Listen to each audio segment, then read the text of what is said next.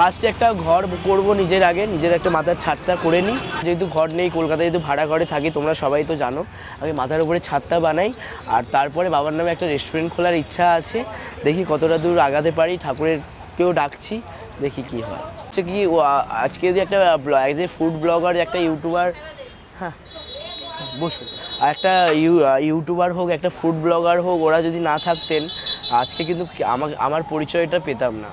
আর আমি যে আজকে মানুষের কাছে যে নতুনভাবে একটা কিছু হয়তো আজকে ইন্সপিরেশন হয়ে দাঁড়াচ্ছি, এই জিনিসটা কোনোদিনও আমি পেতাম না। সাগর, তুমি তো এখন পুরো ওয়েস্ট বেঙ্গলে ভাইরাল, তো তোমার এখন কেমন লাগছে?